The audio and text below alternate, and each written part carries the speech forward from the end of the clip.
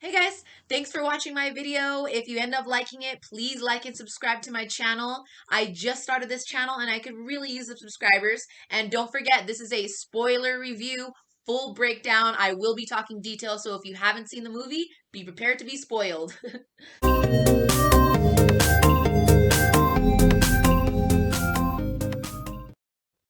Okay, guys, so let's get into this 3 hour The Batman movie review. So I have seen it twice now. The first time I saw it, oh my gosh, did I have the after movie jitters. I loved it. It was like my favorite movie ever. And the second time I saw it, it was just as good. I loved it. It was amazing.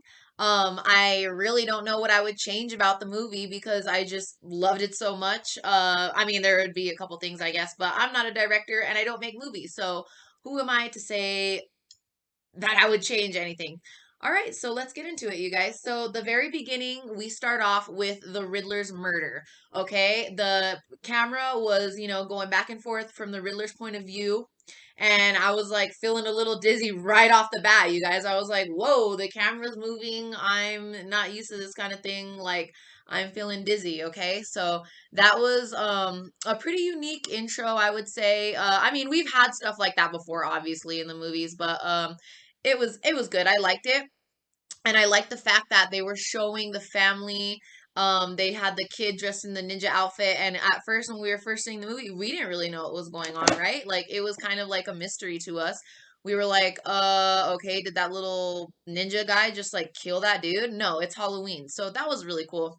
I liked that a lot, and I liked the scary introduction that we had to the Riddler right away. We were like, okay, this Riddler's gonna be like a killer, like a full blown is like the Zodiac killer, what he's based off of, the Zodiac killer, and it was clear as day.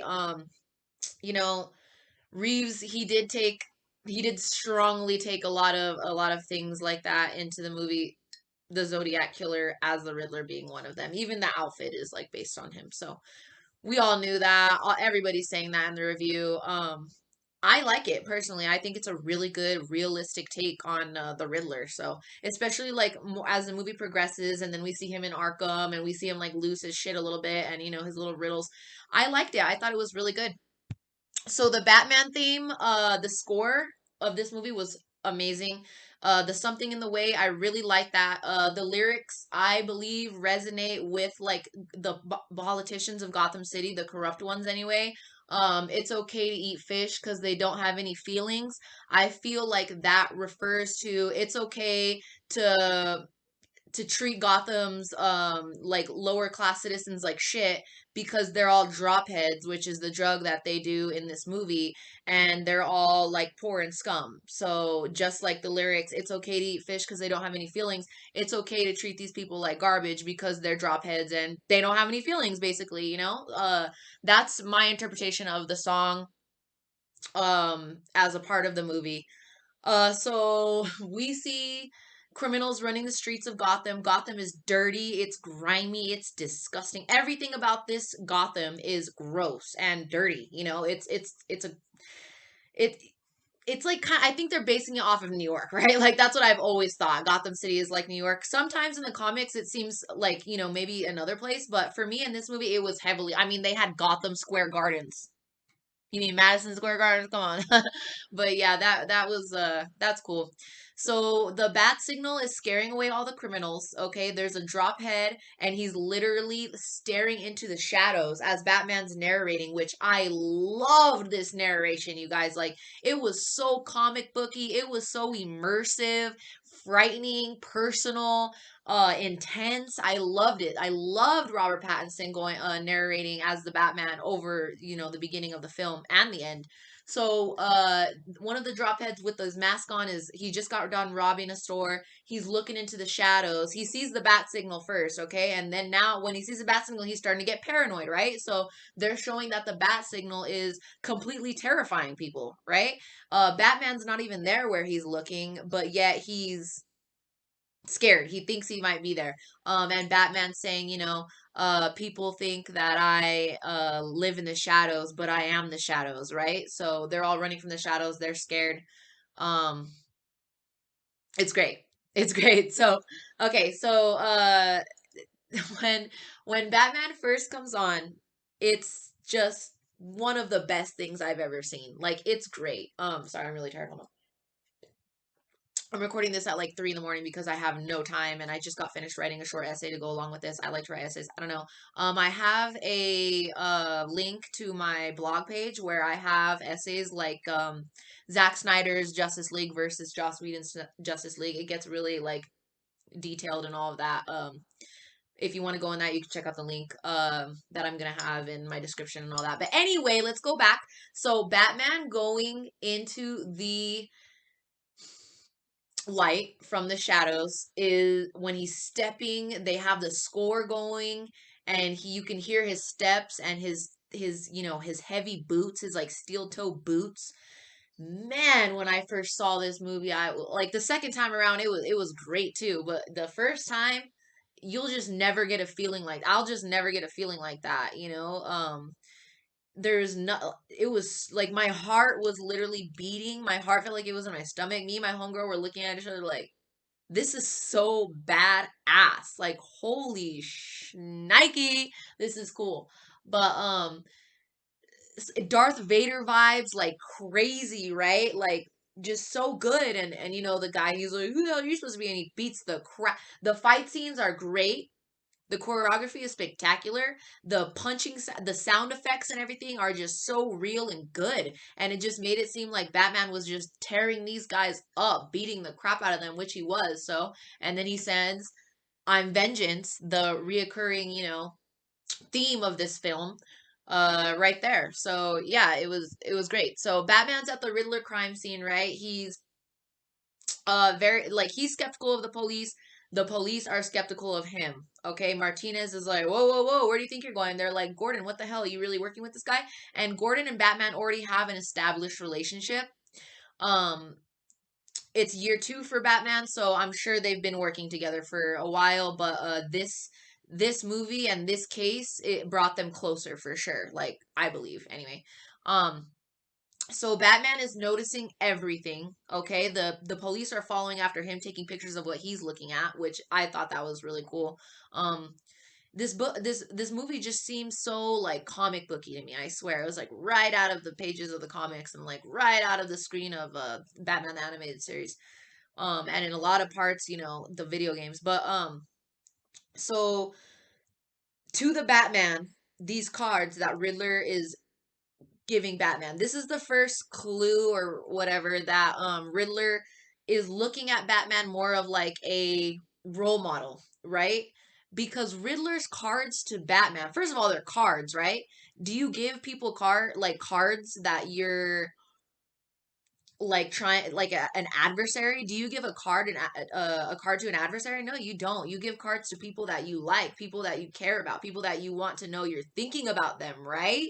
So Riddler's giving Batman these nice cute little cards and giving him riddles in there for him to solve. So this whole scene is really good, and it gives the first look at what we're going to see Batman working with the cops and at the scenes and all of that. The Riddler's like playing games right away off the bat, giving riddles, which Batman knows right away.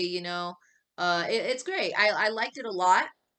I couldn't really see any, like, I was immersed right away. Okay. The first 15, 20 minutes of this movie, I was just like, okay, I love this movie already. Let's go. So when Batman gets back home, Alfred's there. I love this Alfred. I think every actor in this movie killed the roles. So this movie is very heavily themed on like family legacy and all that. um, and this first intro, Alfred's very concerned about Bruce. In my opinion, as little as we see of Alfred, he shows very, big signs that he loves Bruce. He cares about Bruce. He doesn't want him getting hurt. He doesn't want him being Batman, and he doesn't really quite understand why he's being Batman yet. But he's still gonna help him because he freaking loves him. And the way he talks to them and explains and it still helps him after he's like, what are you doing, why are you Batman, like this is crazy, you're freaking weird. But he still loves him, so he helps him out, he helps him, right? And he realizes that Bruce is like all he has because Bruce doesn't have any friends. So Alfred and Bruce. That could be like a whole movie in itself. But anyways, Bruce tells Alfred, like, Alfred's worrying about him. Bruce is like, "You're not my father," and Alfred is like, I know. And once Alfred gets hurt later on in the movie and they have that discussion and Alfred tells Bruce like, "Hey, I can teach you how to fight, but I could never be a father that you needed."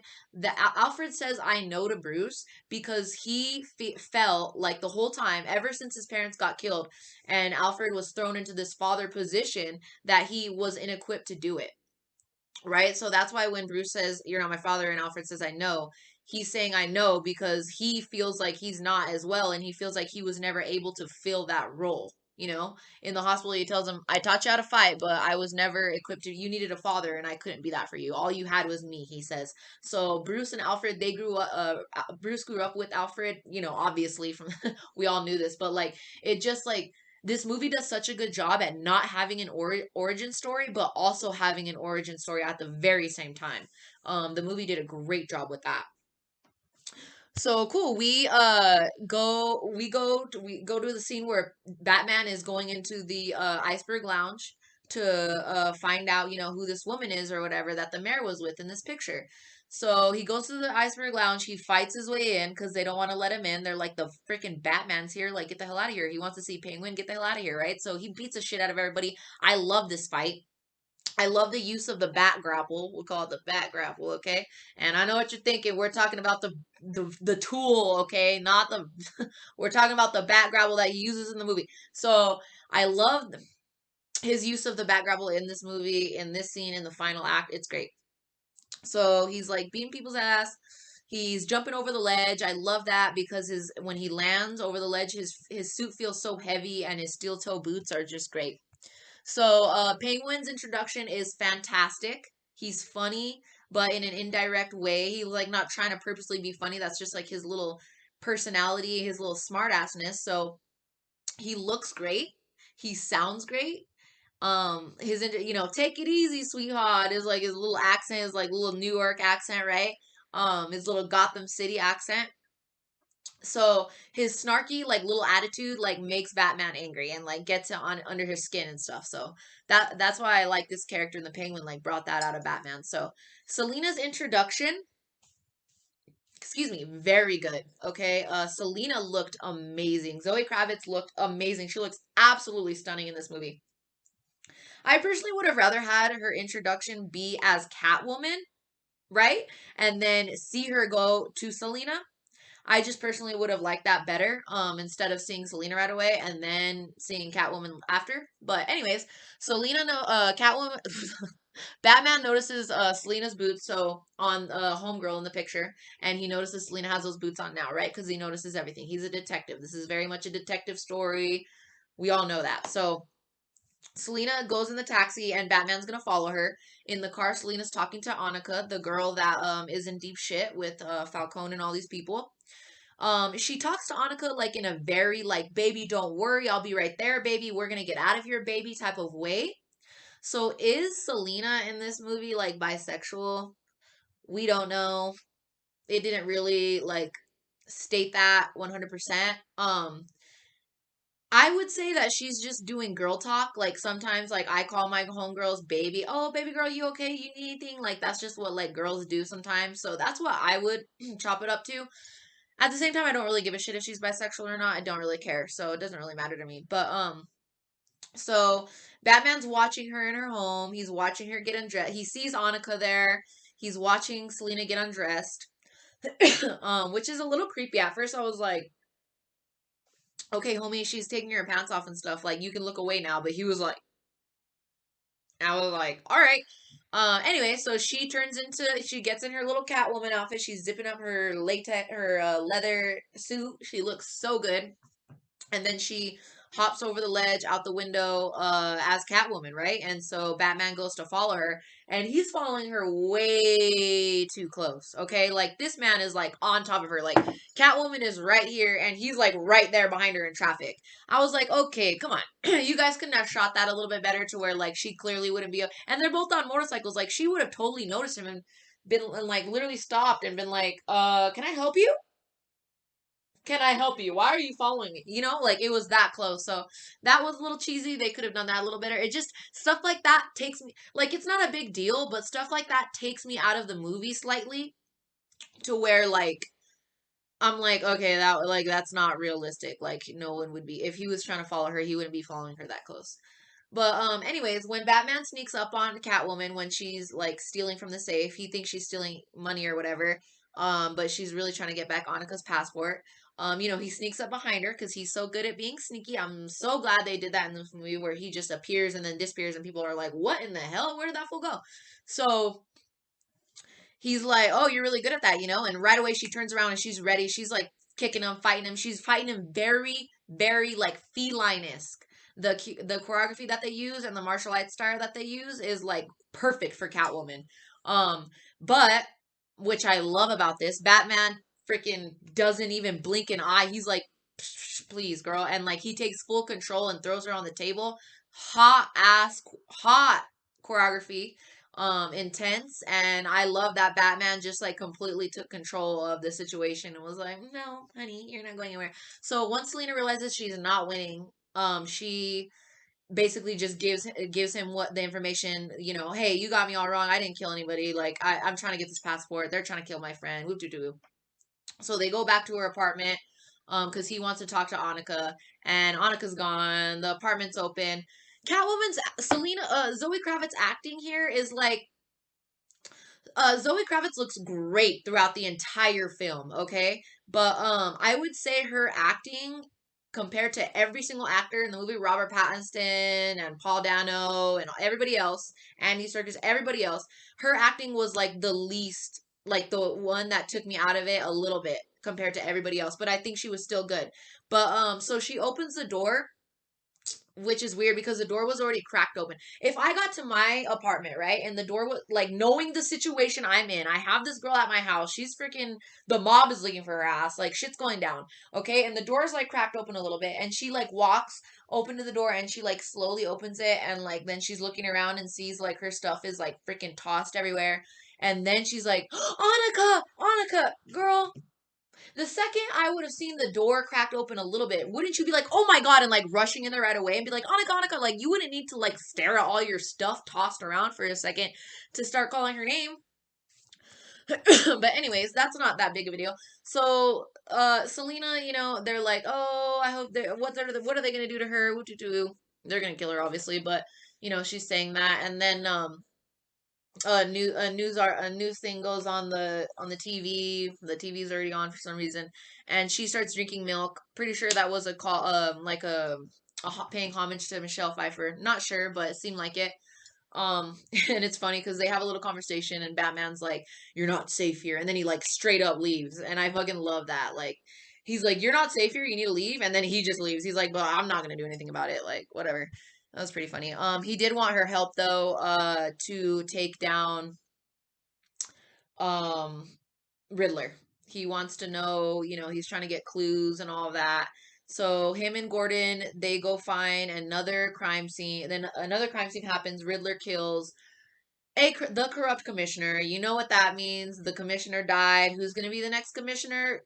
Jim Gordon, for sure. Every time a commissioner dies, and Jim Gordon is not the commissioner yet, obviously, we all know who's going to take over that mantle, right? So they're teaming up again, and there's another letter to the Batman with another clue. Now they're looking for a rat, okay? So he wants Selena to put in these tech contact lenses that are actually cameras. So she goes to the 44 Below, which is in the Iceberg Lounge, the club within the club, the real club, where all the politicians are, where all the DA is, where everybody that shouldn't be there is there doing drop.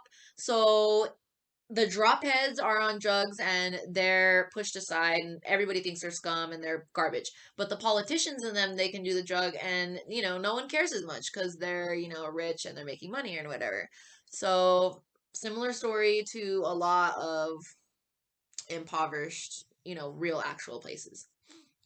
So she has the contact lens camera in her eyes, the camera lens in her eyes, and this scene is giving me heavy video game vibes. Like I felt like I was in a video game. I love this scene.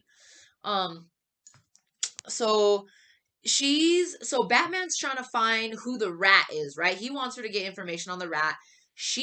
Her main focus is finding her friend, and she keeps that very driven, and I like that because that like gave Catwoman an independence that she has in the comic. She's not there for, she's usually there for herself and her means, and she doesn't pay much attention. Like she's not like she loves Batman, but at the same time she never like was like I'm gonna give my all to you. Like no, she's a very independent person, so she was trying to find her friend and that's what she did.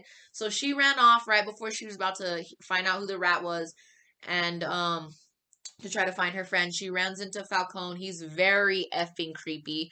And he was even creepier when you found out that he was her dad. I pretty much already knew that because I read that comic, but a lot of people probably didn't know that, so it was probably a pretty good reveal. To me, the reveal was like, whatever, because I already knew that. But a lot of people were probably like, oh my god, that's her dad. That's her dad. That's crazy. Like I could totally see people like that. So anyways, creepy as hell. The actor that played Falcone, great, perfect. Yeah, very creep, very creep. So Riddler strikes again, and this time he goes for the corrupt DA that's leaving the 44 Below lounge. He's waiting for him in his car. He freaking snatches his ass up and serial killer murders his ass. Like it was crazy. It was scary. So we have that. He puts on a bomb collar on him, and then we go to the funeral for the mayor that had gotten killed previously. Bruce Wayne shows up. We see Bruce Wayne for the first time, but it's still Batman, just wearing Bruce Wayne's mask. Because in this movie, Bruce Wayne's persona of like a cocktail holding billionaire with two women on each arm, he's not. He's far from that in this movie. If he takes up that Bruce Wayne, personality, it's going to be in the next movies to come, which I believe will definitely come. But as far as right now, he is not. He is not it. So he's still all depressed. The paparazzi tries to crack they're like Bruce Wayne, oh my god, Bruce Wayne, and the cameras are, and he literally like tries to crack a smile. It doesn't happen though. He's like, not even that. It didn't even go up that much. He's like that kind of like a little less though. Like literally, if you pay attention in the movie, he tries his best to crack a little smile. He looks up.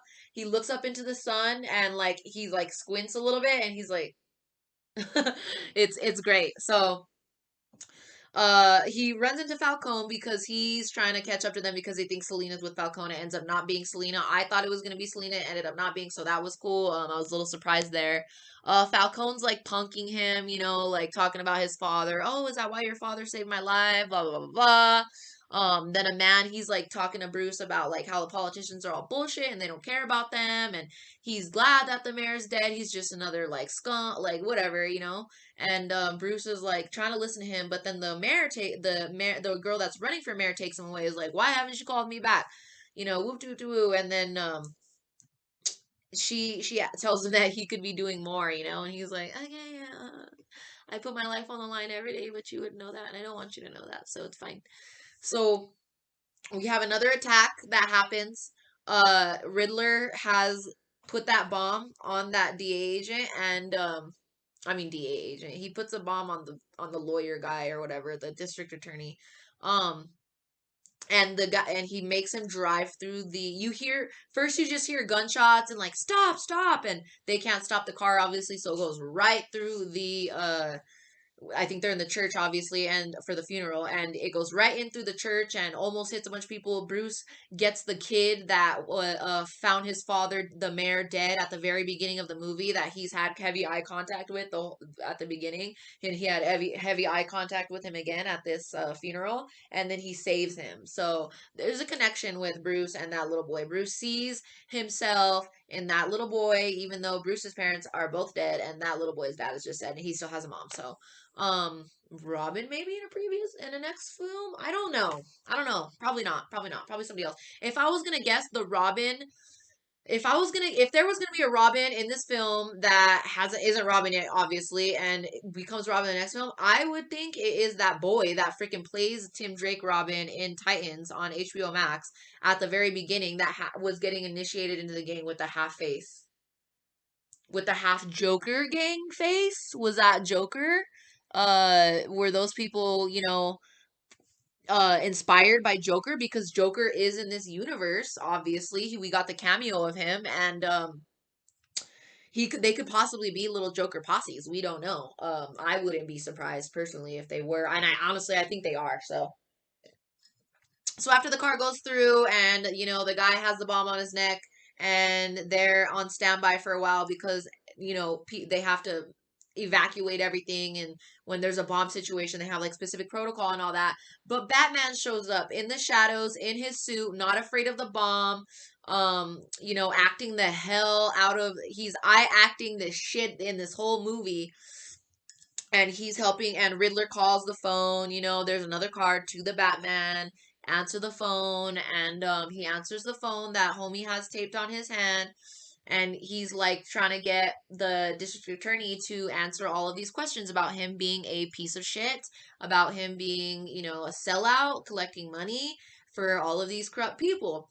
But the DA doesn't want to reveal who the rat is, and that's Riddler's final riddle. So Batman's helping him solve all the riddles, and Batman's telling him exactly what he needs to say, but the DA says no, because if I die right now from this bomb, it's just going to be me dying, and if I say who the rat is, all my family's going to die, so I'm just going to die. And like that showed Batman right there that whoever this informant is slash rat is, La Rata Lata or whatever the hell, um that person is holds so much weight in Gotham that everybody is completely scared shitless of him. So the bomb goes off. Batman gets blacked out, and he wakes up in the Gotham City Police Department, and all of the cops are looking over his body, and Jim Gordon, they were about to take off his mask, and that's when he was like, "Oh fuck no!" And Jim Gordon gets everybody off him and all of that.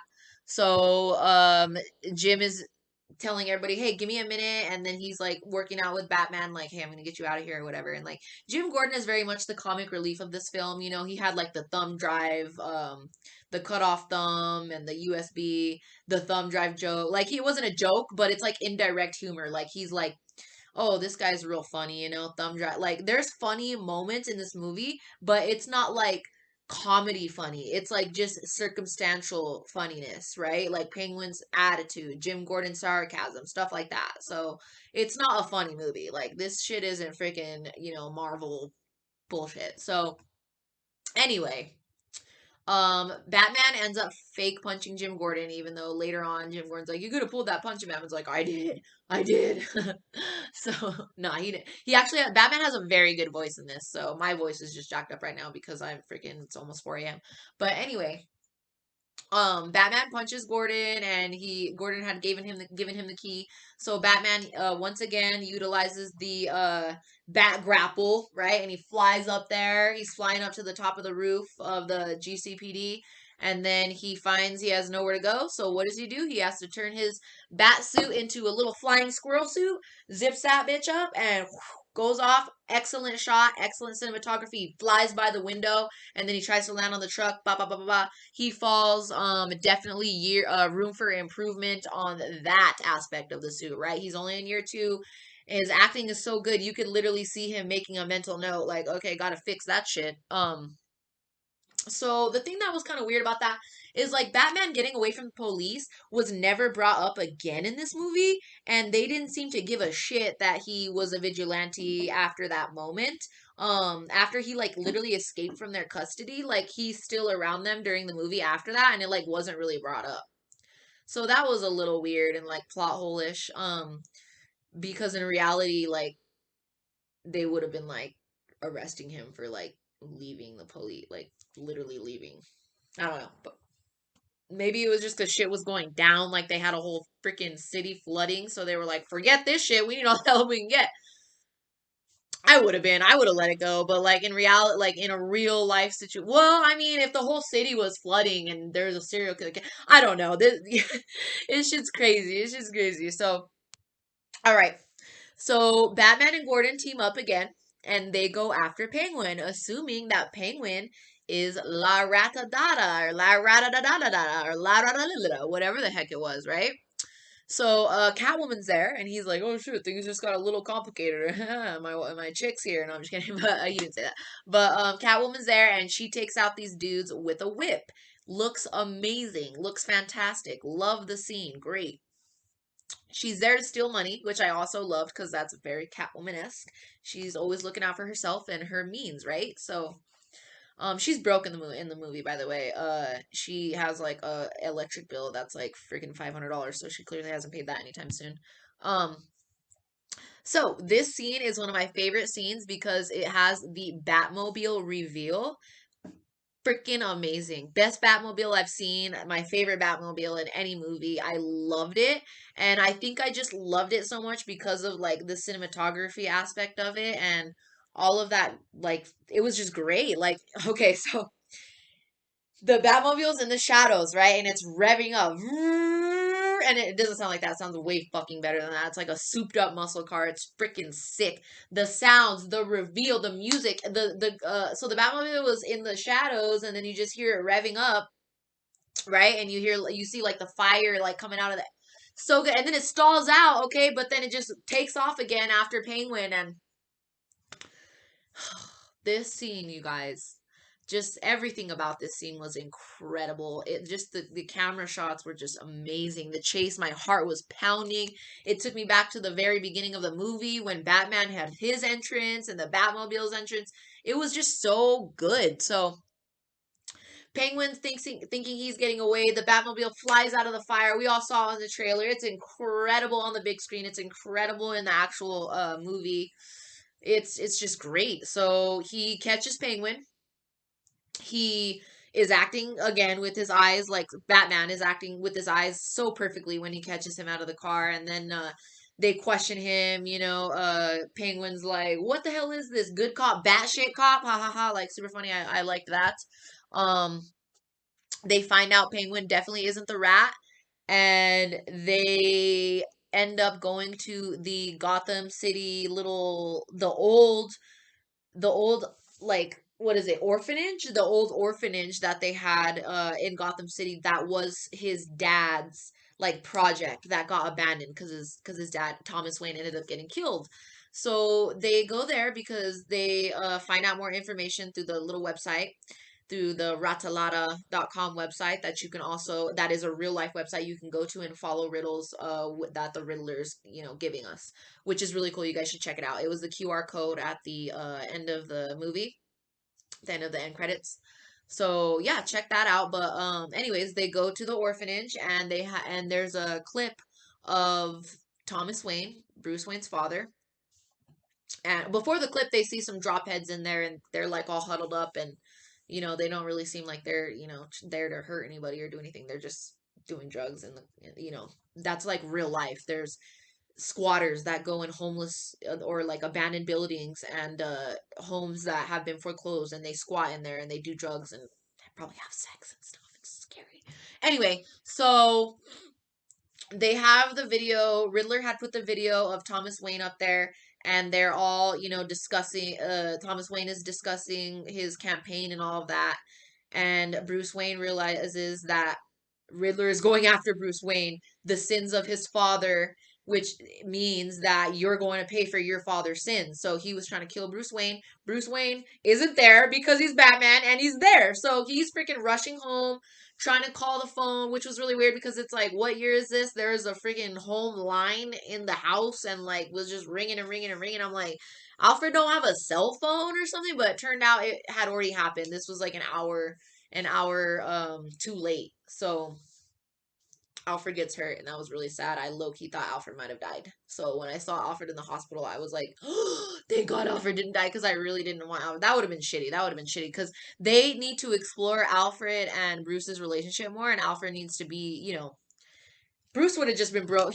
Bruce is so broken already. He would have just been completely broken if he didn't have Alfred anymore, which he reveals that he's freaking terrified of losing people he loves, which is why he's such a recluse, which is why he doesn't like to get close to people, which is why he has no friends, and which is why he really doesn't really even want to get that close to Selena because he's like, "Nah, I'm good."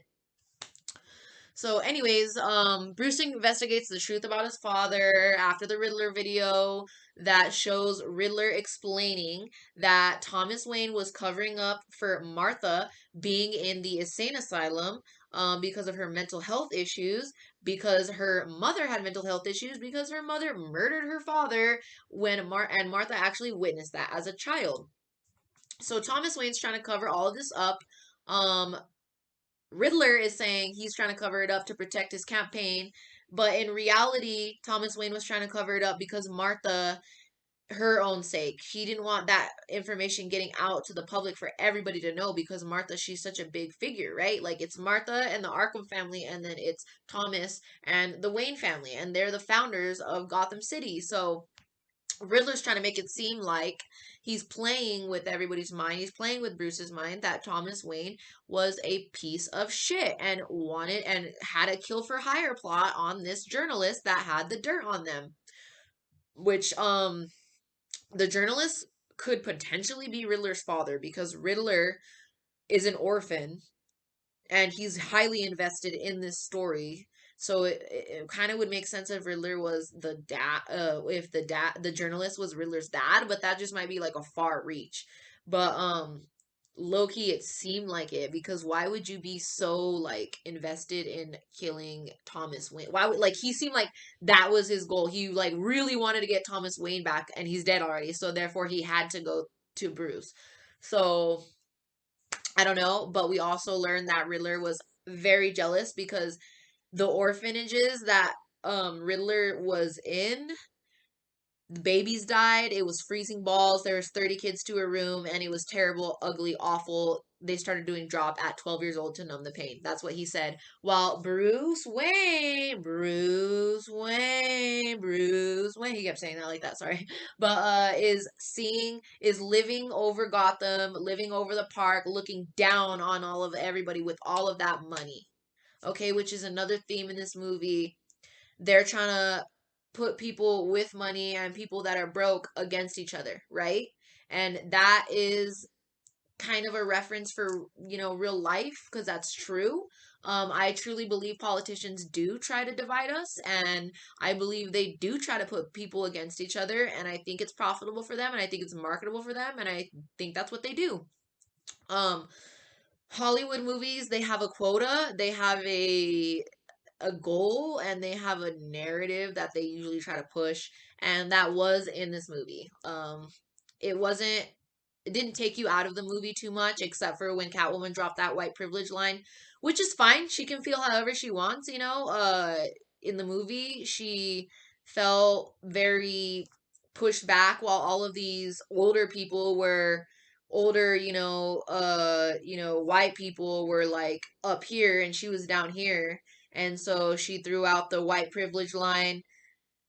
It was just like that terminology is just what people throw out there for like, in my opinion, like a little like, okay, like all of the wokies can be like happy with that little line, right? So that took me out of the movie a little bit, but not to the point where I was like, oh my god, here we go again. It was just like a little part of it, which I expect in like all movies pretty much. So it is what it is, right? At least if you're aware of it, you're aware of it.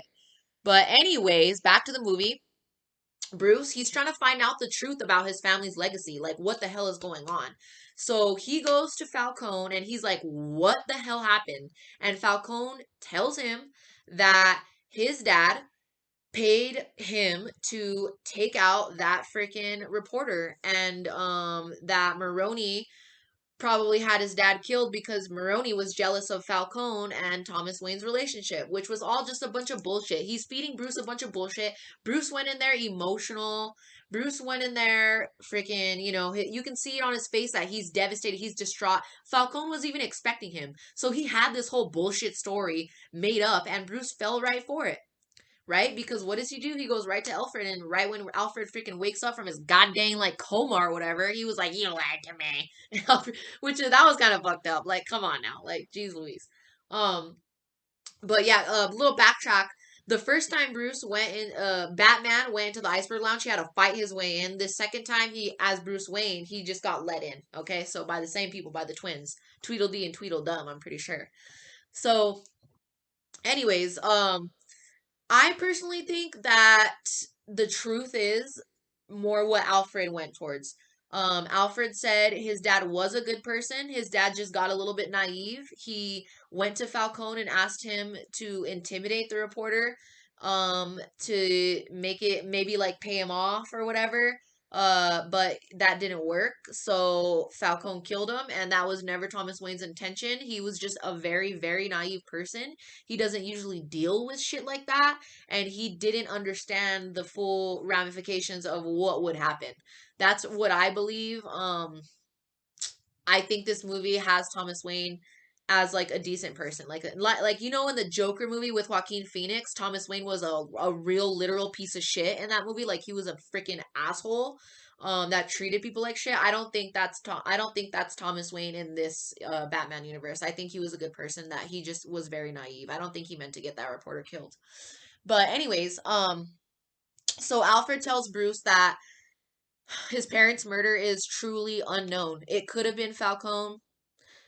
It could have been some random bum in Gotham that needed money, that was maybe needed money for drugs and got all scared and antsy and just shot, right?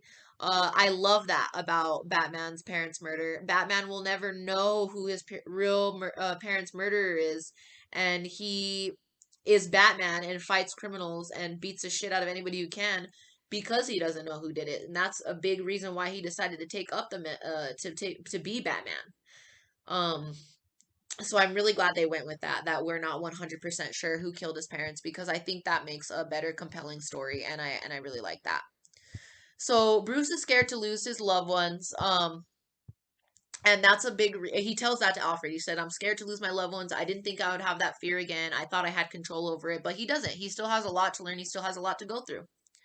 So Batman, when he meets up with Selena, he's mad, he's angry. He has a very mean side to him. So he's saying to Selena, "What did you have to do to get that information where that money was? How far did you have to go?" He's like insinuating and assuming a lot of stuff, right? So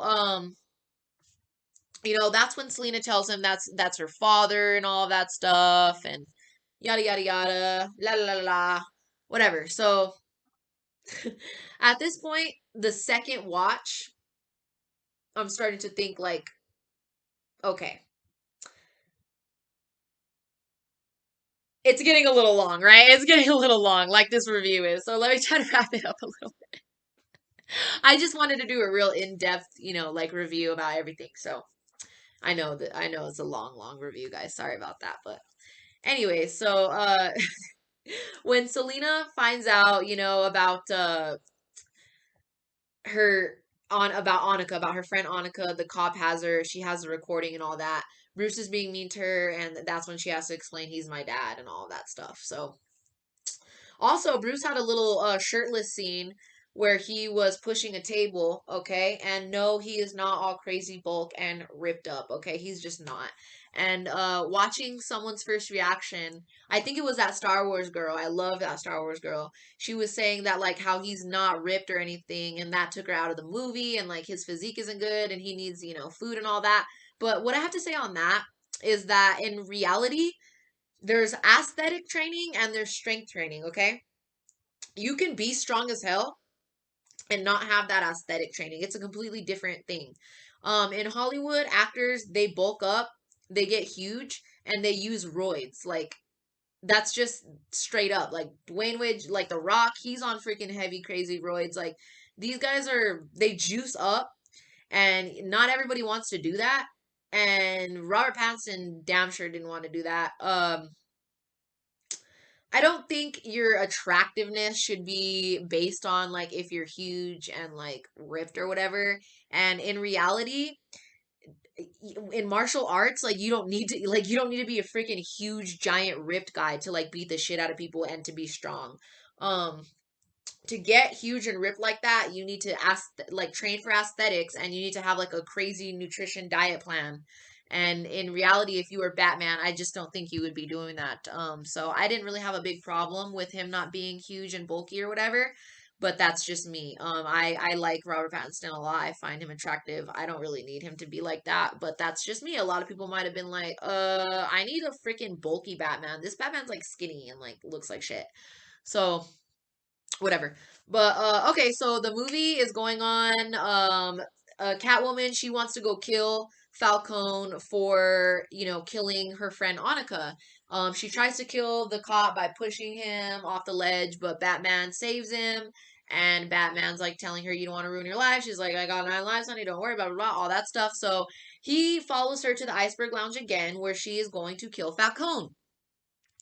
This time he sneaks in that bitch. He doesn't have time for all that shit. So first time he's in there as Batman, he has to fight his way in. Second time he's in there as Bruce Wayne, he's let in. Third time he sneaks in. Okay, he don't have time.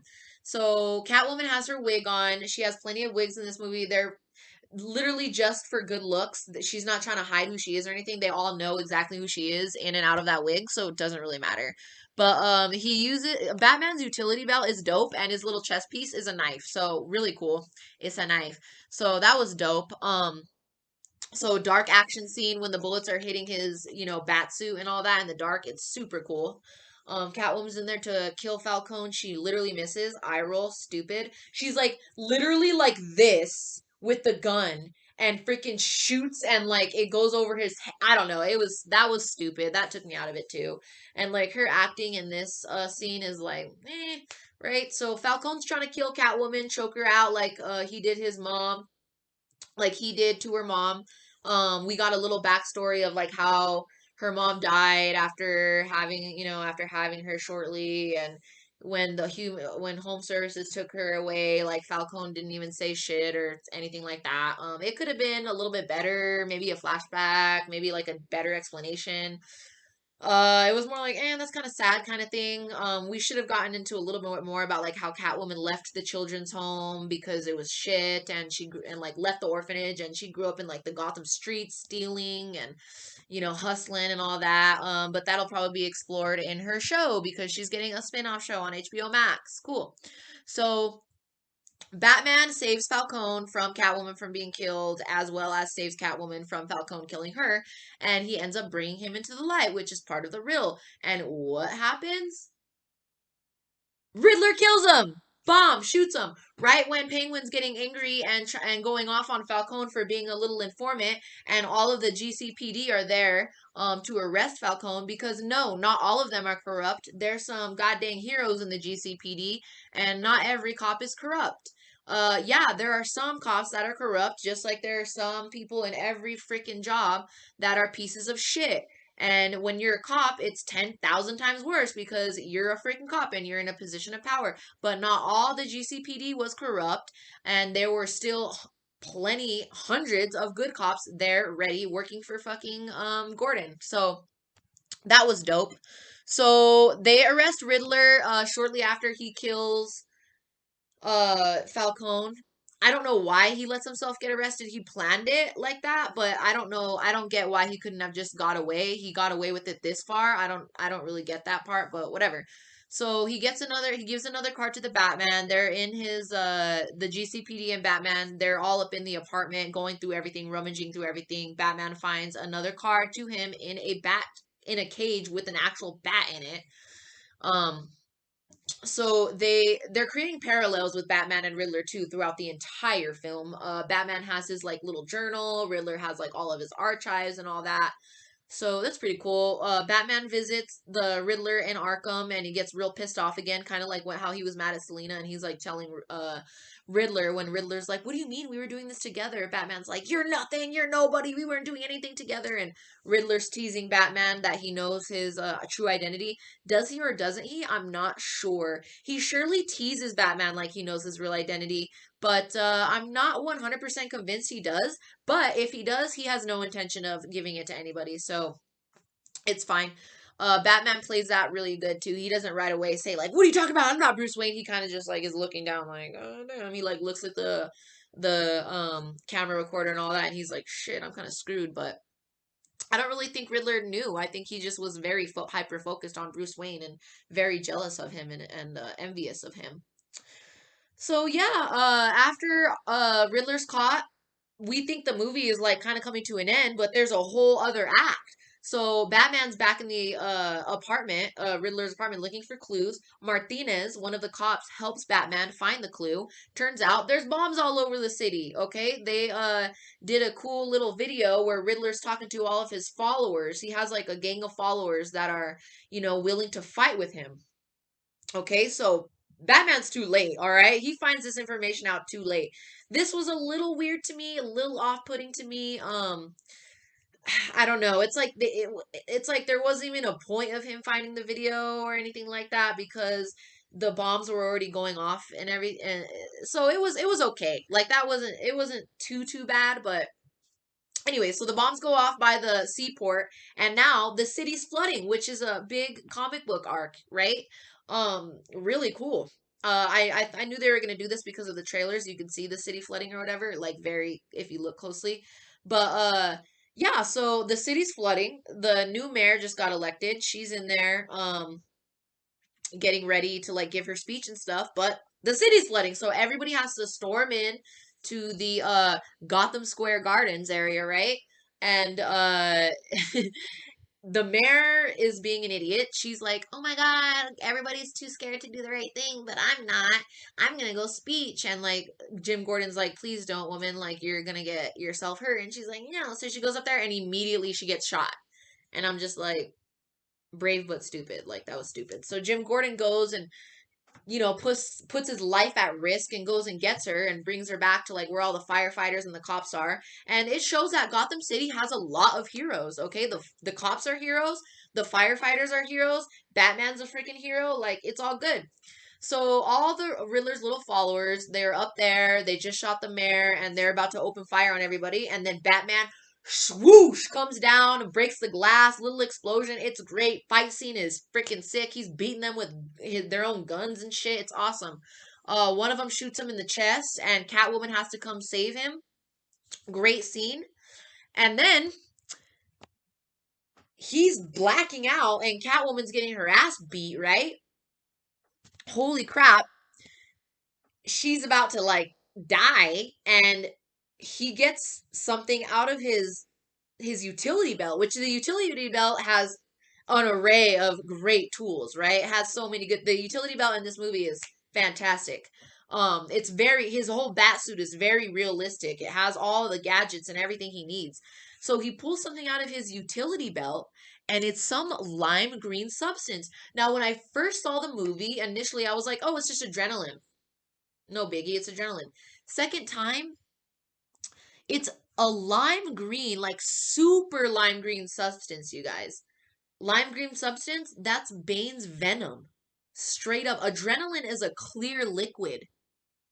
Why would they make the liquid green, lime green like that? Just to show that it was a liquid? I don't know. But I think that Bane is in this universe and that was Bane venom. I really, really do. Because why would it be that lime green color and not just clear like how adrenaline usually would be? I don't know, but we'll see.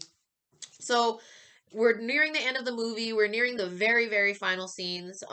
And Jim Gordon unmasks the guy that Batman beats the crap out of after injecting that venom to get himself back up after the blackout he's about to have to save Catwoman.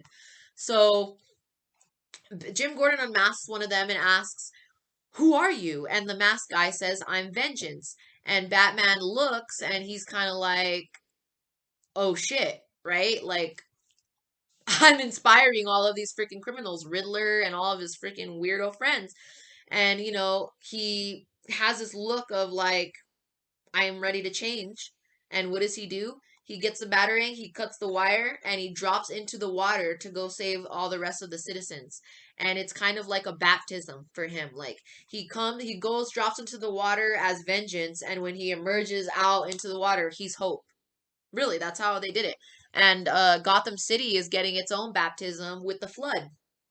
So he goes and he grabs the child again, the child that the mayor um when the mayor died, the child found him the at the very beginning of the movie, and the child that he saved at the funeral. So he saves that child.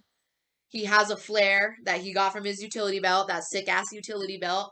and he grabs the mayor, the new mayor that just won the election that's been shot, and they all grab each other's hands, and he's leading them out into a cold, dark, watery space of just like a big shadow, and he has the flare and he's leading all of them out into the light. And it's very metaphorical scene for like he's gonna lead his city. He's gonna lead Gotham City from the dark despair, from the deepest pits that it's in, into the light. So very beautiful ending on that moment. After that happens, he has like his little narration thing going on again. Um, he's starting to do at the very beginning when he was narrating the beginning, he's narrating like his new like outlook, right? So he's saying he wants to be hope. He's no longer going to be like vengeance, and he's been inspiring and changing, but not in the way he wanted. So now he knows what he needs to do, which is to be a beacon of hope instead of be, like almost like a criminal out for revenge. So he talks about how things are going to get worse before they get better. There's going to be a big power grab, and Penguin's looking out over the city. We know that that's coming in the next movie, right? It really does a great job at like setting up the universe as a whole. So Selena and before the Selena and Batman thing, they have the Joker cameo. They're in Arkham, and Riddler is, very upset. He's crying because Batman, pretty much saved the city, and Joker is next to him in the next stall or cell, I mean.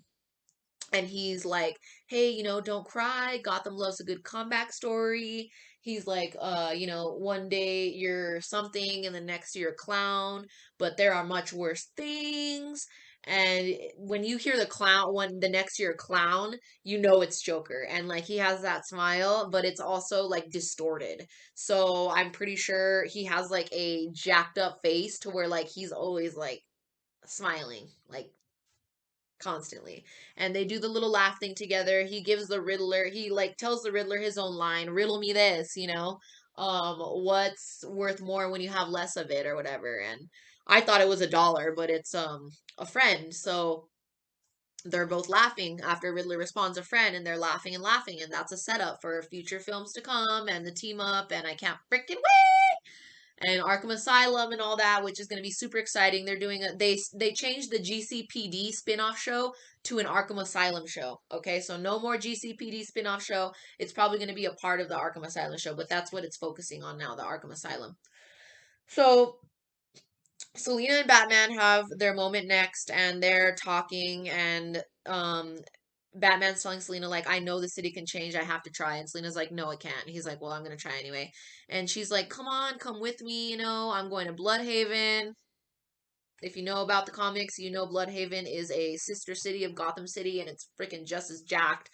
And it's Nightwing's territory. That's where Nightwing went to have more independence from Batman, and he became known as that hero of Bloodhaven.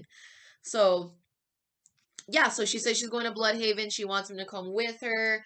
They look up into into the night, in the sky, and there's the bat signal, and she's like, oh, I know you're already spoken for. And they have an unspoken like love for each other. And the Batman's acting, Robert Pattinson acting the crap with his eyes again. And in my opinion, they have a deep connection, and he really wants to go with her, but he's spoken for. Like she said, he is about saving the city, about protecting the city, and as much as he wants to, he can't form like a close bond relationship with somebody. He doesn't want to lose people that he loves, therefore he's not going to love. So he tells Selena to take care of themselves. They have a beautiful moment where they're riding the motorcycle together, beautiful shots, and then they split up. She goes left to go to Bloodhaven, and they pause really quick, and then they take off in different directions, and I loved that. I loved that. It was like complete full circle. They're taking off in different directions, and Batman looks back at her in his rearview mirror, and you know what they say, if you look back at somebody, they'll be back. So I thought that was beautiful. I really, really enjoyed that scene. Like, I really loved it. It was touching to me. So yeah, that was the real renewal. The renewal program was a big theme in the show, Riddler was like, renewal, they promised me a renewal. That was Thomas Wayne's program, but he got killed. So all of the criminals of the city went after that renewal fund, and they took advantage of it, and they corrupted it. So that was the whole point of the whole movie. Riddler was like, this is bullshit. And I thought overall it was a fantastic movie. Um, after the movie jitters and I saw it the second time, I did see more of the flaws in the movie, but every movie has flaws and you can sit there and nitpick them all day if you want, or you can just enjoy it. But I'm doing a review, so I'm nitpicking and everything like that. So yeah, I think all the actors were great. I think they had amazing chemistry together, and the score was amazing. The cinematography was amazing. Everything was really well put together. The pacing was good. The rewatchability is decent. It's a very long movie, and the initial like wow factors are there still, but it's nothing like the first time seeing it, in my opinion. Nothing like the first time seeing it was just in freaking incredible. I love the expansion and tease of the big universe.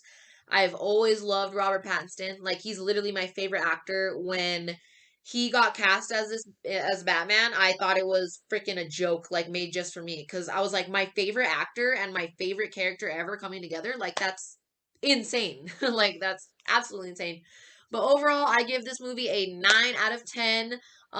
It was actually made for like semi-intelligent people, which is awesome because, movies these days don't produce stuff like that. So I loved it. Hope you guys like my review. I'll put a couple more videos up here on the screen in a second here. Please like and subscribe to my channel. I know this video was super long, but I wanted to go in depth and give a long review. Spoilers.